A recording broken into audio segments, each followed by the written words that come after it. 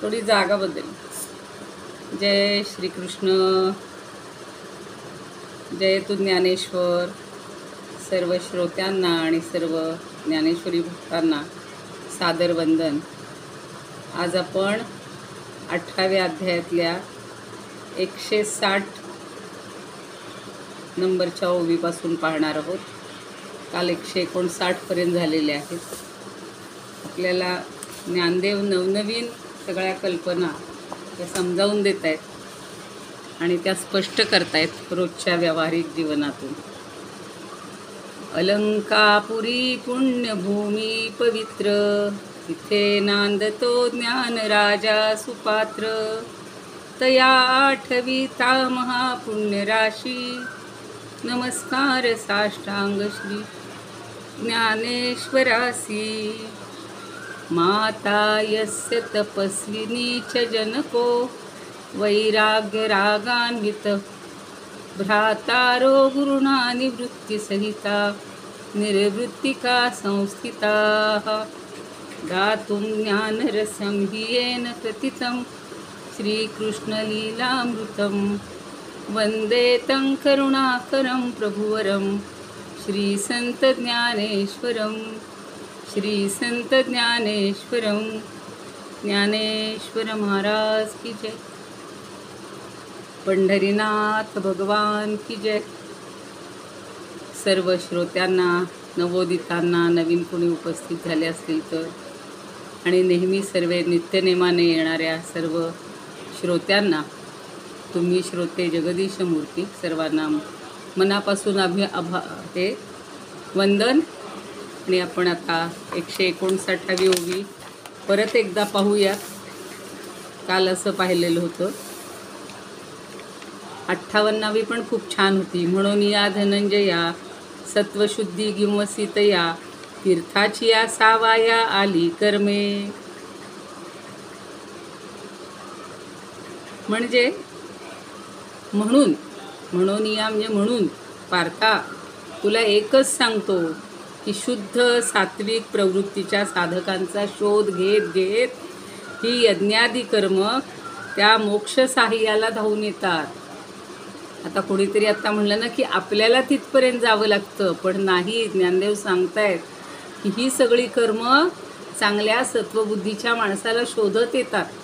आणि आपण सुद्धा पाहतो बघा, बऱ्याच वेळा आपल्यालाही असा अनुभव येतो की आपल्या मनात असतं ही गोष्ट करायची, तिकडे जायला पाहिजे, पण ते कर्म किंवा ती गोष्ट आपणहून आपल्यापर्यंत चालत येते.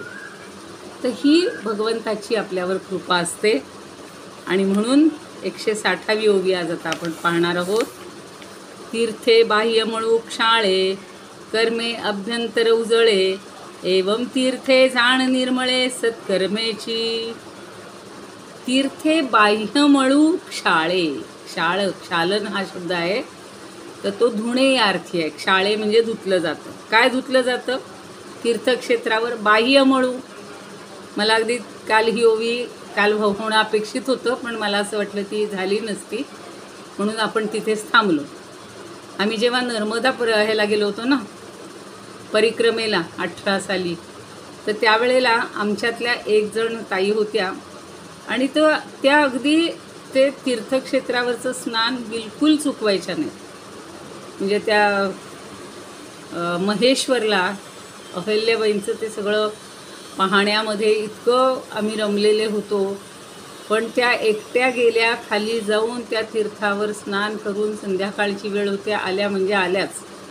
तर सगळे अगदी म्हणले सुद्धा की तुमचा अगदी नेम तुम्ही चुकवत नाही. आता काही ठिकाणी समूहामध्ये आपल्याला नाईलाजानं गप्प बसावं लागतं, पण मला हे वाक्य किंवा ही ओवी वाचत असताना त्या डोळ्यासमोर दिसत होत्या. आणि त्याचा अर्थ आज जास्त कळला की तीर्थक्षेत्रावर बाह्यमळ धुतला जातो, परंतु कर्मे अभ्यंतरे उजळे. हे वाक्याखाली अगदी अंडरलाईन करून ठेवायचे की कर्मे म्हणजे कर्मामुळे. आपण जी कर्म करतो, अर्थात ती यज्ञादी सात्विक कर्म करावे बरं का. बाकीचे रोजची कामं ती नाहीत कर्मे. तर यज्ञदान तपक कर्म ह्याला जे म्हटलेलं आहे, भगवंतांनी जोर दिलेला आहे. तर ही यज्ञादी कर्म ही काय करतात? ती सात्विक आहेत, ती निष्काम आहेत आणि ती अंतःकरणातला वैषयिक मळ धुवून आपले चित्त स्वच्छ करतात, उजळवून टाकतात. तीर्थे जाण निर्मळे सत्कर्मेची, म्हणजे यज्ञ दानादी सत्कर्म ही निर्मळ तीर्थक्षेत्र बनतात. हीच तीर्थक्षेत्र आहे, तुम्हाला दुसरीकडे जाण्याची पण गरज नाही. मध्ये पण आपण ज्ञानदेवांनी अशीच मागच्या काही ओव्यांमध्ये पण सांगितलेलं होतं की आपल्याला काहीच पुढं धडपड करण्याची गरज नाही आहे, सगळं आपल्याजवळच आहे. समर्थही तसंच सांगतात की आपणच, आपली कर्म हीच आपली तीर्थक्षेत्र आहे. किती सुंदर कल्पना आहे बघा. म्हणजे आज ज्यांना हळहळ वाटत असेल, आता परवाच एक जण आमच्या शेजारच्या म्हणाल्या की आम्ही अमरनाथला चाललो, की आत्ता कोणी म्हणतात चला आम्ही आमच्या आमच्या यात्रेला चाललेलो आहोत. काल परवाच समजलं की लंकेला गोविंददेव महावीरींची हे आहे, कथा आहे हनुमंताची. तर आपण प्रत्येक ठिकाणी आपण जाऊ शकतो का? हो, नाही जाऊ शकत. त्यापेक्षा ही जी कर्म आहेत हीच जर आपण केली तर या कर्मांनाच तीर्थक्षेत्राचं स्वरूप प्राप्त होतं. याच्याहून अजून काय मोठेपण आहे हो? मला सांगा ना. हे जर आपल्याला प्राप्त झालं तर दुसरं काही करायची आवश्यकताच नाही.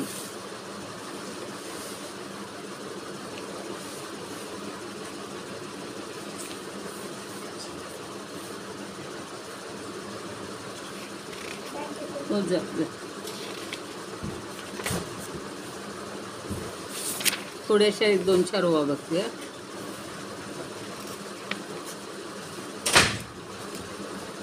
कर्मे यज्ञाधिक जो जो जैशा रीती अनुष्ठिती जाती यथा योग्य तो तो झडवनिया रजतम गुण होऊ लागे मन सुनिर्मळ. नातरी खाराची, हे वाक्य झाले का? नातरी खाराची जो जो द्यावी पुटे तो तो शुद्ध होते सोने जैसे. तैसी धनंजया यज्ञ तपोदाने एकनिष्ठपणे आचरिता. जेणे रजतम झडवणी सकळ होय सुनिर्मळ अंतर्याम. म्हणून तयासी तीर्थेचही होती करू जे इच्छिती अंतःशुद्धी. तीर्थे बाह्य मळ, आता 24. तीर्थे बाह्य मळ धुवोनिया जाय कर्मे शुद्ध होय अंतरंग. आपलं अंतरंग शुद्ध व्हायला म्हणून आपलं एक नेहमीचं वचन मला आत्ता आठवलं निर्मळवरून, की नाही निर्मळ मन काय करील साबण. अहो, साबणाच्या एवढ्या जाहिराती येतात. रोज नवीन साबण आणून आपण आपलं शरीर स्वच्छ करूही शकू, इतका पैसा झाला आहे माणसांकडे. पण त्यांनी ती स्वच्छता होते की नाही हा शब्द प्रश्नचिन्ह आहे. पण अंतरंग कशाने स्वच्छ करायचा? आपलं अंतरंग स्वच्छ करण्यासाठी ही कर्मच करायची. आणि ह्या कर्मामुळं, कर्मे शुद्ध होय अंतरंग, आपलं अंतःकरण शुद्ध करण्यासाठी ही कर्मच चांगली केली पाहिजे. ऐशा परी जाणत यज्ञ तपोदान अर्जुना पावन तीर्थेचही. ही 3 कर्म म्हणजेच तीर्थ आहेत, तीर्थक्षेत्र आहेत. परवा आम्ही जेव्हा सामान घेऊन इथे आलो, आमचा नातू पार सज्जनगडच्या तीर्थासाठी अगदी आसुसलेला असतो. त्याला वाटलं आजी एवढं सगळं सामान घेऊन आली, म्हणजे आजी बहुतेक सज्जनगडावरूनच आली. आजी दे दे दे पटकन, मला तीर्थ आणला असतील तर दे. तो अख्खी बाटली भरून तीर्थ तो एकटा पितो, इतकं त्याला त्याचं महत्त्व. शेवटी तीर्थ ते तीर्थच असतं. आणि त्या समाधीवरचं तर म्हणजे इतकं, अगदी महिनाभर जरी ठेवलं ना तरी आत्ता ताज्या तीर्थासारखं ते वाटत असतं. कधी त्याचा काहीच. आणि तीर्थ हे आहेच, तीर्थाचं महत्त्व तर आहेच. पण इथे ज्ञानदेवांनी आपल्याला किंवा समर्थांनी आपल्याला हे जे पटवून दिले की कर्मामुळं तुमचं जैसे ज्याचे कर्म तैसे फळ देतो रे ईश्वर. मला ही ओळ तर रोज गुणगुणावी वाटते की जसं आपण कर्म करू ना तसंच आपल्याला फळ मिळणार आहे. आता पुढच्या ओव्यानंतर बघू आपण. पुढे छान छान त्यांनी कल्पना केलेल्या आहेत. 61वी बघा. तृषार्ता मरुदेशी जळे अमृते बोळली जैसी की अंधा लागी डोळ्यांसी सूर्यू आला. तृषार्त म्हणजे अगदी जो तहानलेला असतो, वाळवंटातून जायला मरुदेशी म्हटलेलं आहे बघा. मरुदेश म्हणजे वाळवंट, आपण राजस्थान म्हणतो. तर वाळवंटामध्ये अगदी भर माध्यान्नीला तहानेनं जो व्याकुळ झालेला आहे, त्या माणसाला अचानक जर झळे अमृते बोळली जैसी, अचानक जर अमृतमयी चवीचं पाणी प्राप्त झालं तर त्याची तहान किती लगेच शमते ना. परवा सांगितलं त्या गोष्टीतल्या माणसासारखं की नुसता झाडाखाली पडलाय आणि तहानेनं व्याकुळ झालाय, त्याला वाटतं मला छान पाणी मिळावं की त्याला मिळतंय. तसं या मरुभूमीवर गेलो असता, वाळवंटामध्ये गेलो असता, तहानेनं व्याकुळ झालो असता, अचानक जर असं अमृतमय चवीचं पाणी जर कोणी आपल्याला आणून दिलं की अचानक प्राप्त झालं तर त्याची तहान जशी भागावी, वोळसी जैसी, त्याची तहान जशी भागावी. आणि अजून एक उदाहरण देतात की अंधा लागी डोळ्यांसी सूर्य आला, आणि आंधळ्याच्या डोळ्यात सूर्य प्रगट व्हावा. काय छान आहे कल्पना हो. त्याला अचानक दृष्टीचा लाभ व्हावा. डोळ्यासारखे डोळे असतात हो आंधळ्यांचे, पण फक्त जी रोज मी सांगते तसं ते काय म्हणूया आपण,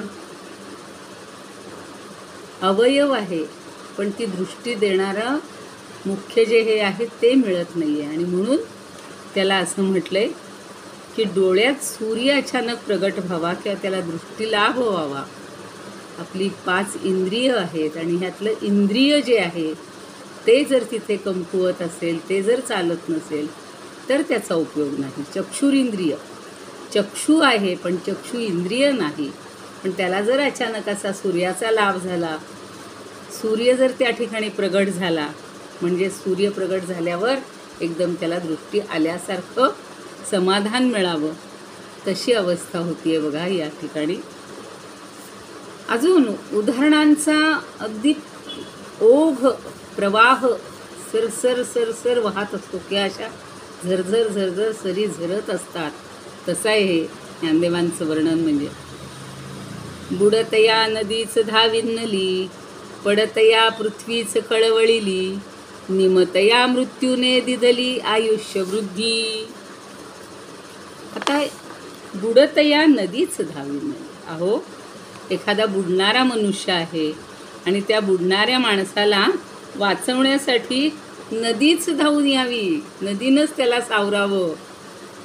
किंवा पुढची कल्पना छान आहे, पडतया पृथ्वीच कळवळिली, आणि जो पडणारा माणूस आहे, खाली पडणारा माणूस आहे, त्या माणसासाठी पृथ्वीलाच कळवळा यावा.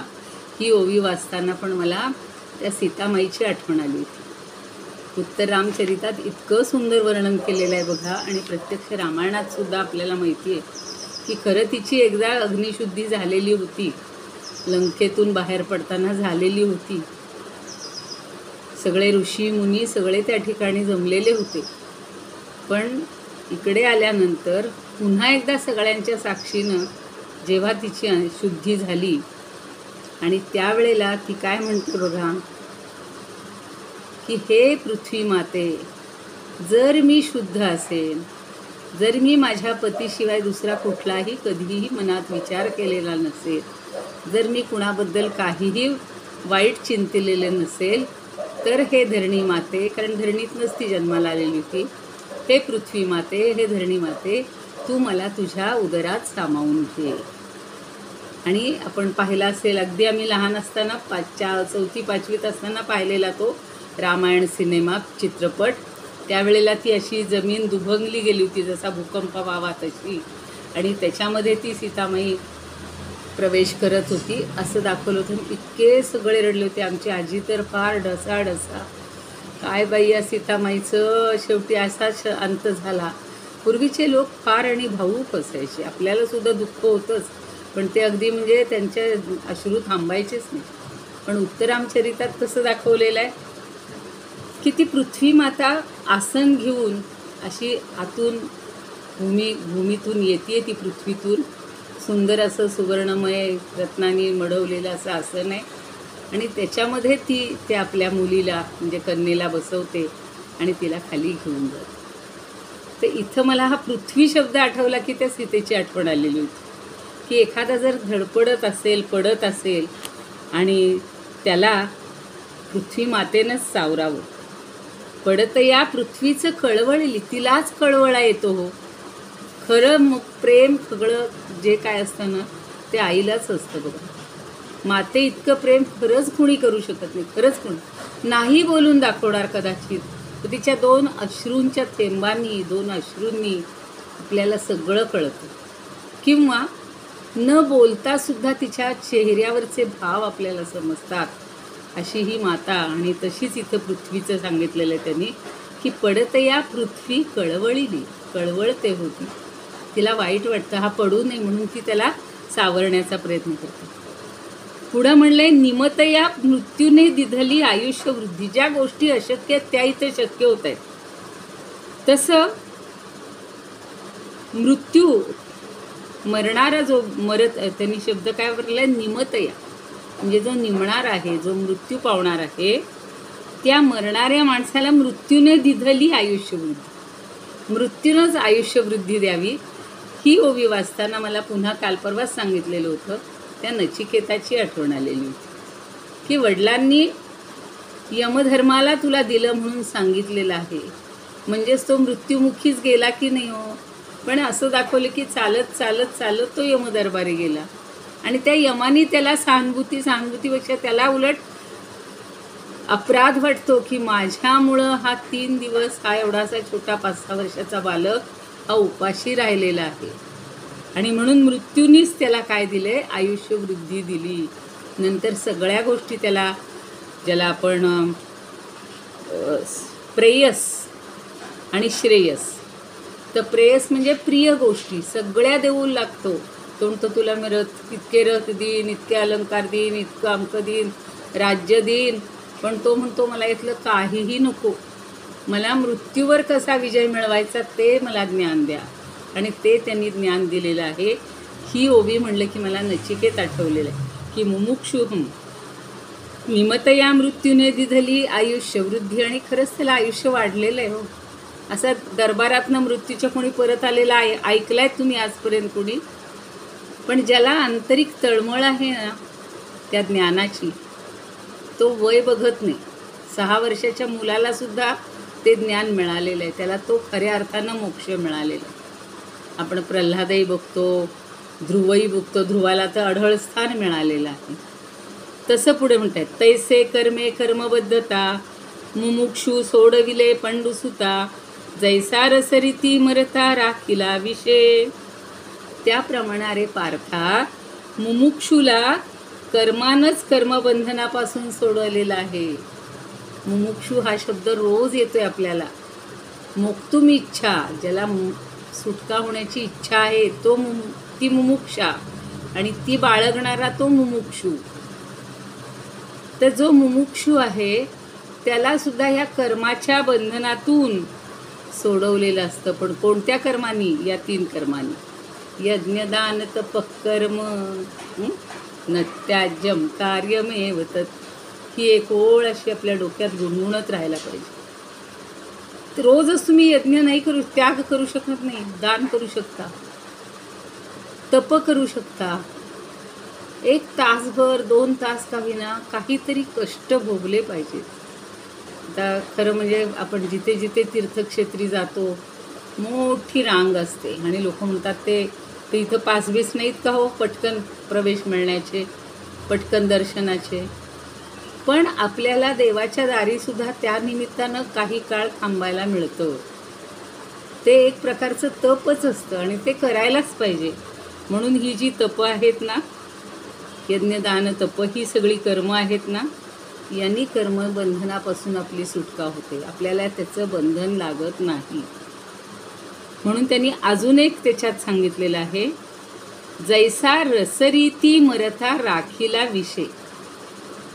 रसरीती, रस म्हणजे पारा, त्याच्यावरून रसायन हे एक आयुर्वेदातलं महत्त्वाचं, ज्याला आपण चांगलं होण्यासाठी, व्याधीमुक्त होण्यासाठी वापरायचं, ज्याला हल्लीच्या भाषेत टॉनिक, तसं रसायन चिकित्सा म्हणून सांगितलेली आहे.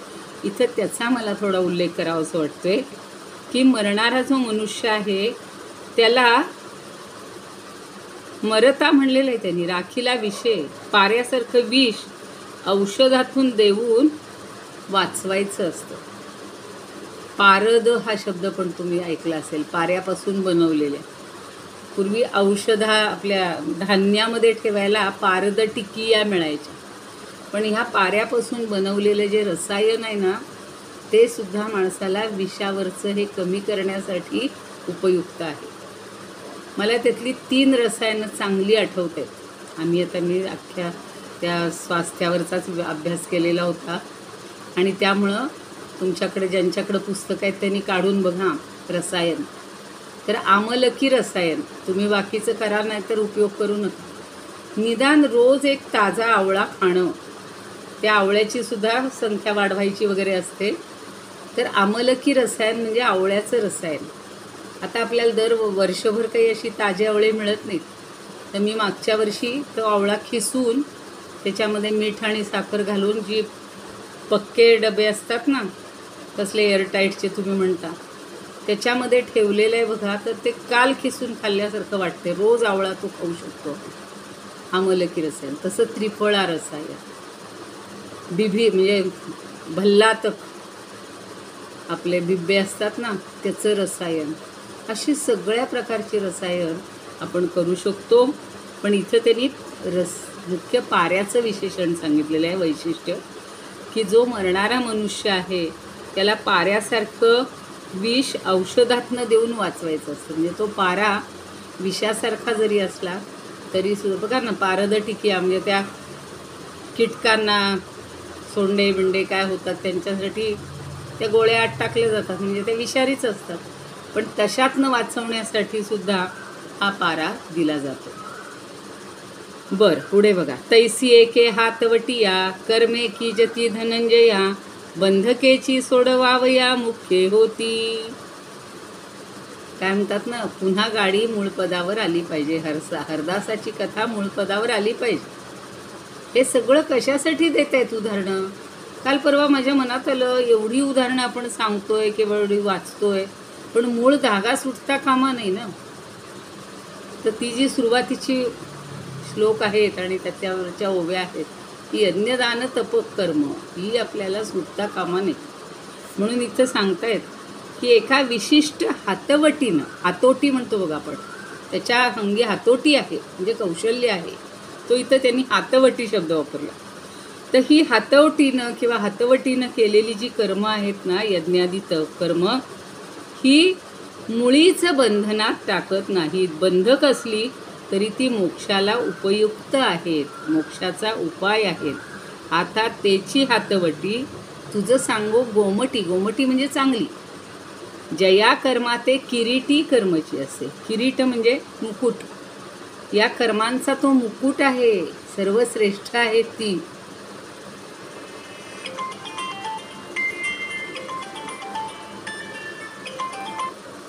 तर सगळ्या कर्मांच्या मुकुटस्थानी ठेवणारी अशी ही कर्म आहेत आणि म्हणून ती तू सोडू नकोस.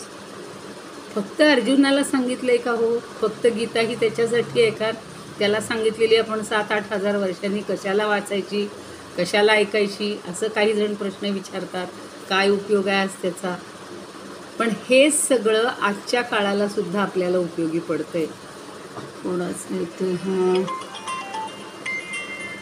पुन्हा आवाज जातोय का दादा? सारखेच फोन यायला लागले. आवाज येतोय? आवाज येतोय का? ठीक आहे, आपण याचा पुढचा श्लोक बघूया. तर ही कर्माची हातोटी, हातवटी जी आहे ती आपल्याला सांगितलेली आहे. त्याज्यम दोषवदित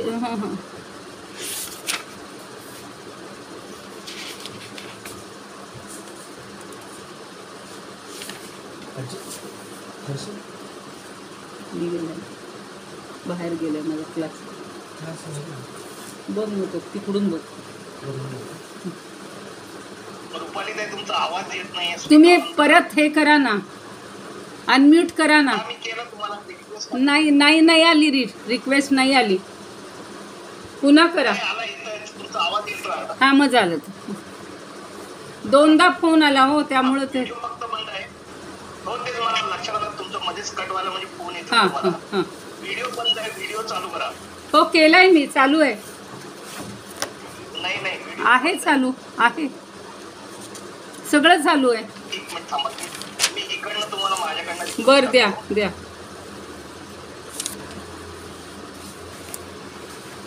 नाही तुमचा व्हिडिओ चालू आहे पण दिसत नाहीये.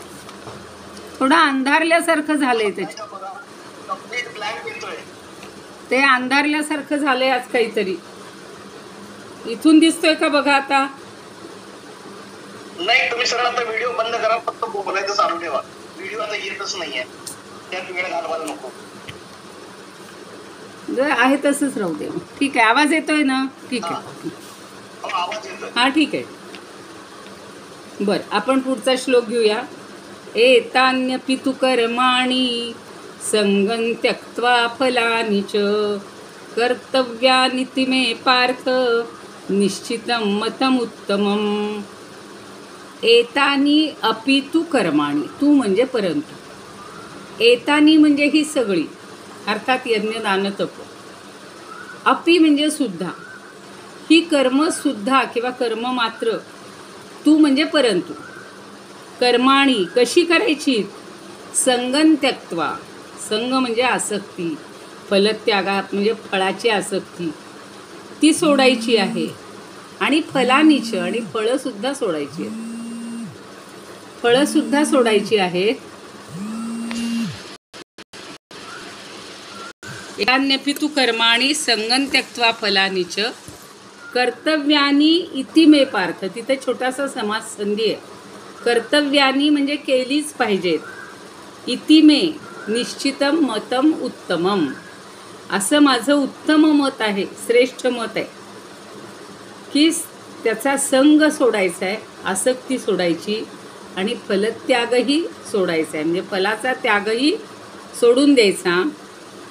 फलत्याग करून आणि आसक्ती सोडून ही कर्म करावीतच, असं माझं उत्तम मत आहे, असं भगवंत सांगतायत. त्याच्यावर आता ज्ञानदेव काय सांगतात बघूया. तरी महायाग प्रमुखे कर्मे निफजता हि अचुके कर्तेपणाची नठाके पुंजणे अंगी. आता तरी महायाग प्रभृती, मोठाले याग करतात की नाही. आता मोठाले याग केले जातात, सोमयाग किंवा आता जसे आपण अश्वमेध, राजसूय असे याग मोठाले केले जातात. मग ती बिनचूक केली जातात. पण तिथे काय होतं, कर्मे निफजताही अचुके कर्तेपणाचे न ठाके. पण त्या ठिकाणी सुद्धा कर्तेपणाचा अहंकार मनात निर्माण होत नाही, उपजत नाही. म्हणजे मोठी जरी कर्म केली तरी सुद्धा ती मी केली, आम्ही एवढं केलं, हे सगळं असं केलं, हे आणलं, ते आणलं, असं त्या ठिकाणी सुद्धा सांगितलं जात नाही. किंवा त्याच्यामध्ये आता पंचमहायज्ञ वगैरे केले जातात, तोही पुढे आहे उल्लेख. तर अशी प्रमुख कर्म जरी केली तरी त्याचं बघूया आता. हां, तर पंचमहायज्ञ वगैरे जे केले जातात ते यथाविधी पार पाडले जातात. पण तिथे सुद्धा कर्तृत्वाचा अभिमान थोडाही बाळगत नाही. ते कर्मश्रेष्ठ आहे. नाही तर अगदी एवढंच करायचं आणि त्याची प्रसिद्धी भली मोठी. आत्ता मगाशी त्या ताईंनी सांगितलं तसं फेसबुकवर, इंस्टाग्रामवर, अमक्यावर तमक्यावर सगळीकडे. आणि हल्ली तर बघा, मला तर ते पोस्टर्स आणि बॅनर्स पाहून कीव येते की या लोकांची नावंसुद्धा माहिती नाहीत आणि त्यांना आपली एवढी प्रसिद्धी व्हावी अशी वाटत असते. कुठलंही त्यांचं कर्तव्य कधी कोणी कुठलंच पाहिलेलं नसतं. कुठलं समाजासाठी कोणासाठी काही केलं आहे किंवा निदान घरच्यांसाठी तरी केलेलं आहे असं काहीही माहिती नसतं. पण इथे मात्र असा कर्तेपणाचा अहंकार मनामध्ये निर्माणसुद्धा होत नाही आणि म्हणून ती कर्म श्रेष्ठ आहेत. पुढे म्हणतात बघा, जो मोले तीर्था जाये तया मी यात्रा करीतू आहे, ऐसिये श्लाघ्यतेचा नोहे तो शुजीवी. आता मोले म्हणजे पैसे देऊन, दुसऱ्याकडून पैसे घ्यायचे आणि तीर्थयात्रा करायची. तथा तया मी यात्रा आणि मग त्याला काय वाटतं, हो मी अमक्या अमक्याकडून पैसे घेतले आणि तीर्थयात्रेला आलो. हा आत्मप्रश्न. म्हणून त्यांनी म्हणले ऐसिये अश्लाघ्यतेचा. श्लाघ्यता म्हणजे प्रशंसा, मीपणा. तो शिवजीवी पण नोहे म्हणलेला आहे. श्लाघ्यता नोहे, श्लाघ्यतेचा नोहे तो शिवजीवी. म्हणजे मनाला संतोष हा नसतोच, आत्मप्रशंसेचा संतोष नसतो. ती केल्याचं फक्त समाधान असतं आणि कर्तव्य बुद्धीनं ती केली जाते. त्याच्यामध्ये मगाशी म्हणलं की ही कर्म करणं हेच तीर्थ आहे.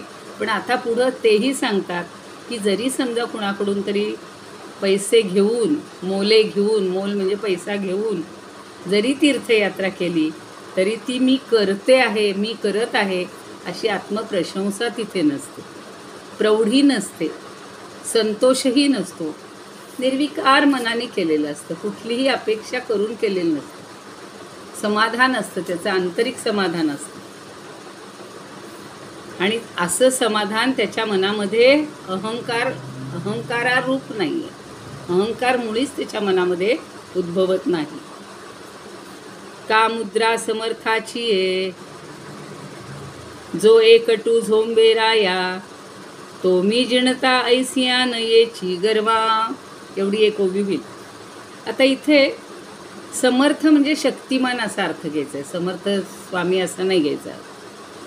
मग एखादा जो समर्थ किंवा बलवान असा सैनिक असतो आणि तो राजाच्या सत्तेच्या बळानं, जो एकटू झोंबे राया, राजाच्या सत्तेच्या बळानं आपली शक्ती एकवटून शत्रूशी झोंबतो म्हणजे युद्ध करतो. म्हणजे जो सैनिक शक्तिमान राजाच्या सत्तेच्या बळानं शक्ती एकवटून शत्रूशी युद्ध करतो, याचं सुद्धा आत्ता एक मला उदाहरण आठवले, मी सांगते, आणि जय मिळवतो, तो मी जिंकलो आहे अशा गर्वाला प्राप्त होत नाही.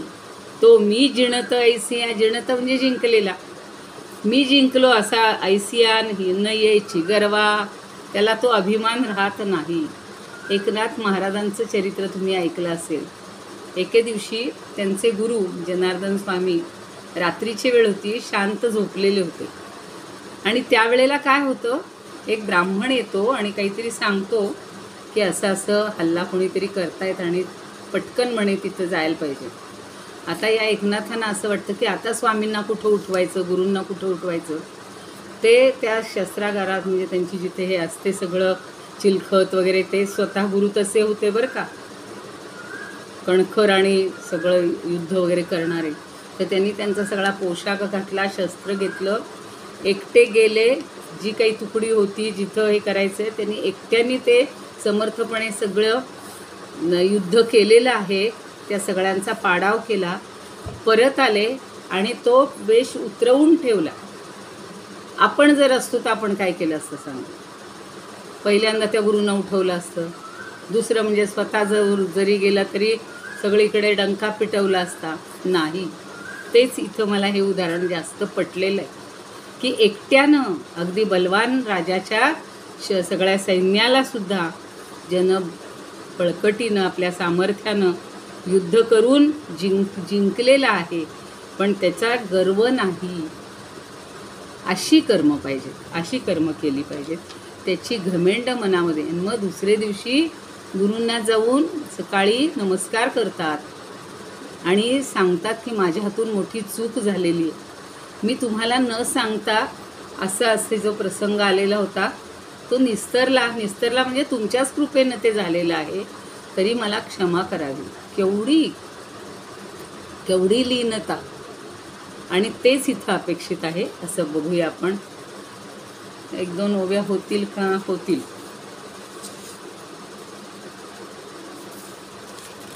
मगाचे राहिले होते.